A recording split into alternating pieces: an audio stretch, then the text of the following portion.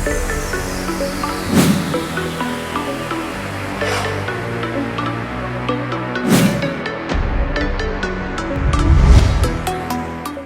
Hello welcome to best of the day. మరి ఈ రోజు బెస్ట్ ఆఫ్ ది డేలో కొత్త విశేషాలతో పాటు కొన్ని ఆసక్తికరమైన నిజాలు మరియు చరిత్రలో ఈ రోజు జరిగిన ముఖ్య సంఘటనల గురించి తెలుసుకుందాం. Let's start the programme.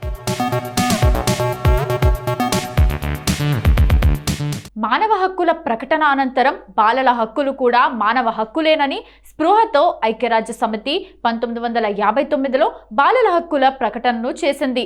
దీనివల్ల ప్రపంచవ్యాప్తంగా బాలల హక్కులకు ప్రాధాన్యం ఏర్పడింది. ఈ ప్రకటనలో మొత్తం 10 అంశాలు ఉన్నాయి.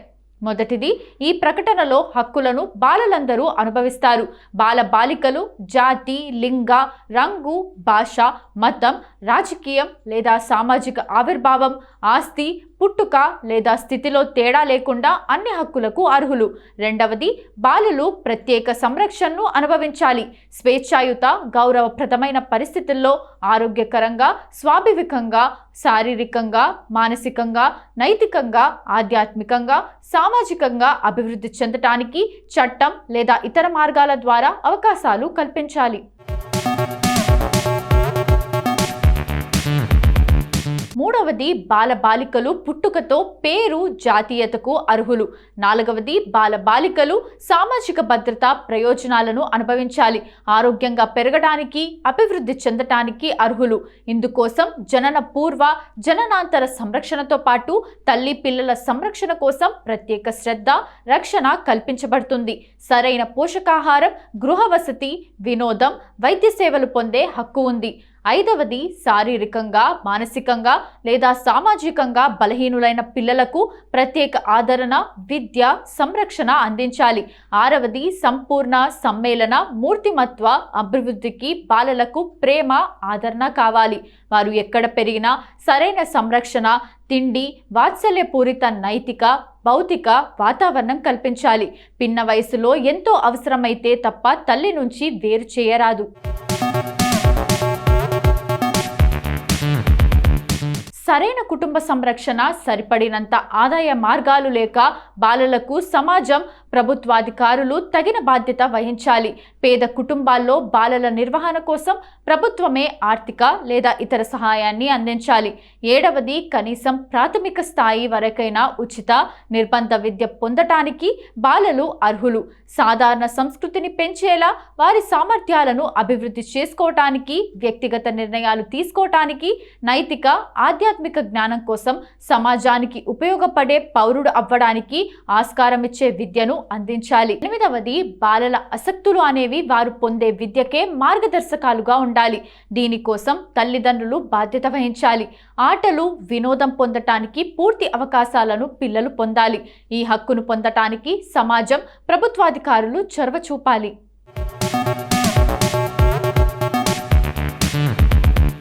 ఎలాంటి పరిస్థితుల్లోనైనా సంరక్షణ, సహాయం పొందే వారిలో పిల్లలు ప్రథమంగా ఉండాలి.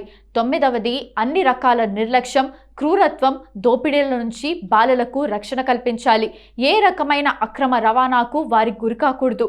సరైన కనిష్ట వయస్సు వచ్చే వరకు పిల్లలను ఎలాంటి ఉద్యోగంలో చేర్చుకోరాదు.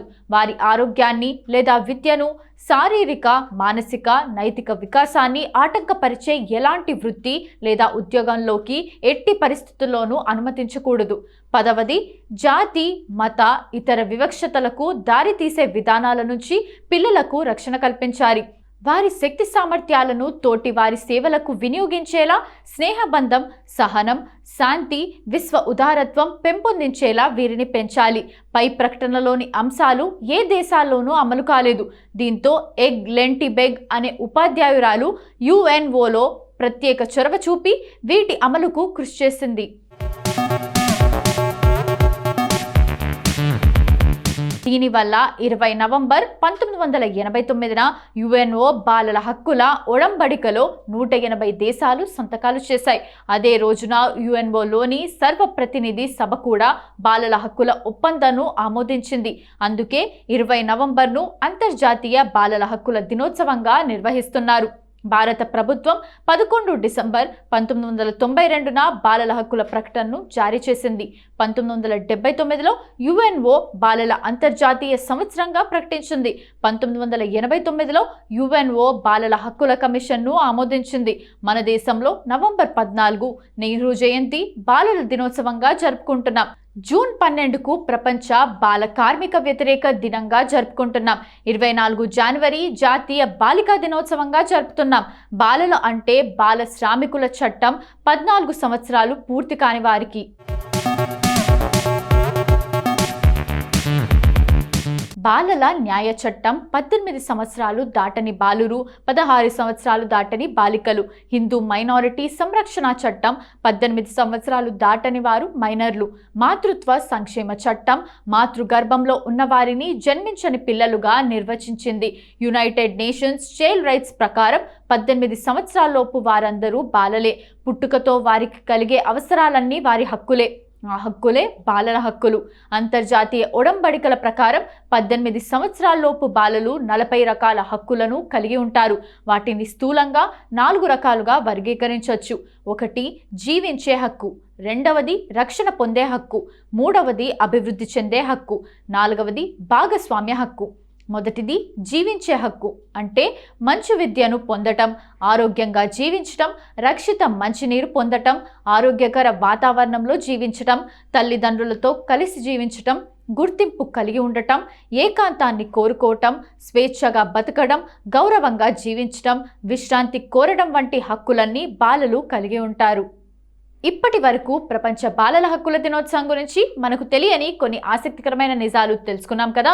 మరి నవంబర్ 20వ తేదీన ఒక్కసారి చరిత్రలోకి వెళ్ళి చూస్తే ఎంతో మంది ప్రముఖుల జన్మాలు జరిగాయి. మరి ఒక్కసారి చరిత్ర పుటలోకి వెళ్ళి నేడు జన్మించిన ప్రముఖులు ఎవరో తెలుసుకుందాం రండి.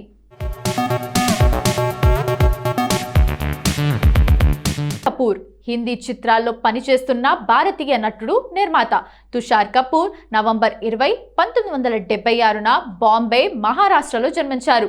నటుడిగా అరంగేట్రం చేయటానికి ముందు కపూర్ చిత్ర దర్శకుడు డేవిడ్ ధావన్ వద్ద అసిస్టెంట్గా పనిచేశాడు.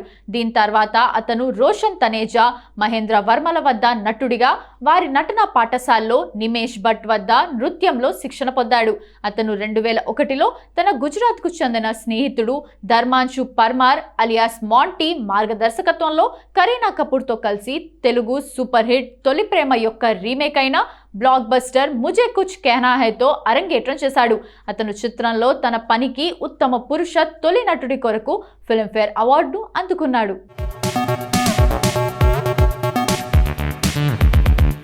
శాలిని అజిత్ కుమార్ ప్రముఖ భారతీయ నటి. 1979 నవంబర్ 20న మలయాళీ కుటుంబంలో జన్మించారు. ఈమె బాలనటిగా చాలా సినిమాల్లో నటించారు. 3 ఏళ్ల వయసులో మలయాళం సినిమా ఎంటే మమ్మట్టి కుట్టియమ్మక్కుతో తెరంగేట్రం చేశారు శాలిని. ఈ సినిమా నవోదయ స్టూడియో నిర్మాణంలో విడుదలైంది. తెలుగు సినిమా జగదేక వీరుడు అతిలోక సుందరిలో తన చెల్లెలు షామిలీతో కలిసి చిరంజీవి చేరదీసే అనాథ అమ్మాయి పాత్రలో నటించారు శాలిని. బేబీ శాలినిగా ఆమె ప్రసిద్ధి చెందారు. చాలా ఏళ్ల తర్వాత ఆమె సినీ రంగానికి హీరోయిన్ గా తిరిగి వచ్చారు. శాలిని ప్రధాన పాత్రలో నటించిన మొట్టమొదటి సినిమా అనియతి ప్రభు అతి పెద్ద హిట్ గా నిలిచింది. ఆ తర్వాత ఆమె మలయాళం, తమిళ భాషల్లో పలు విజయవంతమైన చిత్రాల్లో నటించారు. శిల్పా శిరోద్కర్ హిందీ సినిమా పరిశ్రమకు సంబంధించిన నటి. శిల్పా శిరోద్కర్ 1969 నవంబర్ 20న జన్మించారు. నటుడు, నిర్మాత మోహన్ బాబు తన సొంత చిత్రం బ్రహ్మతో ఈమెను తెలుగు తెరకు పరిచయం చేశాడు. తర్వాత నాగార్జునతో కలిసి హిందీ సినిమా ఖుదా గవాలో నటించింది. ఈ సినిమాని తర్వాత తెలుగులో కూడా అనువాదం చేశారు. ఈ పేరుతో ఒక పెద్ద సూపర్ హిట్ అయిన తెలుగు సినిమా ముందే ఉంది. దానికి హీరో ఎన్టీ రామారావు. ఈవిడ చెల్లెలైన నమ్రత శిరోద్కర్ ప్రముఖ తెలుగు నటుడు ఘట్టమనేని కృష్ణ కుమారుడు అయిన మహేష్ బాబును వివాహం చేసుకుంది. ఐశ్వర్య రాయ్, సుష్మితా సేన్ మిస్ ఇండియా పోటీలో పాల్గొన్న తర్వాత సంవత్సరం నమ్రత మిస్ ఇండియాగా గెలుపొందింది.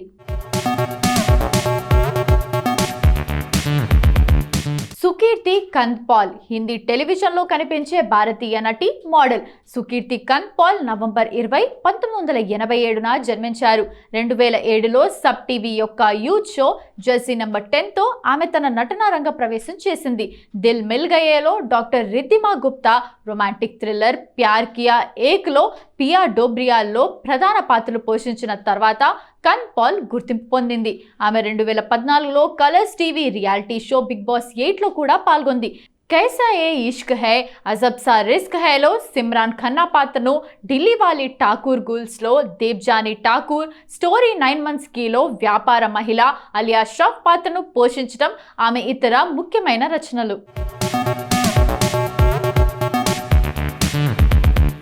సాయి ధన్సిక ఒక తమిళ చలనచిత్ర నటి.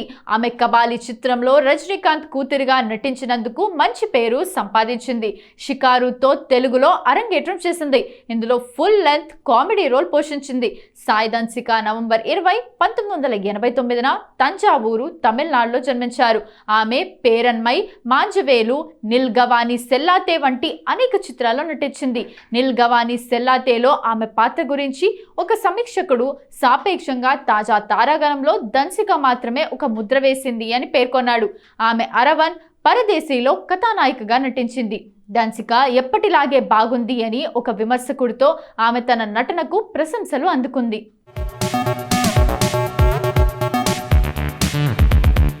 ఇదండి ఇవాల్టి best of the day episode. ఈ ఎపిసోడ్ అనేది ఈ రోజుకు సంబంధించిన కొన్ని ఆసక్తికరమైన విశేషాలు తెలుసుకోవడానికి ఉపయోగపడిందని అనుకుంటూ మళ్ళీ రేపటి ఎపిసోడ్లో కలుద్దాం. Bye bye.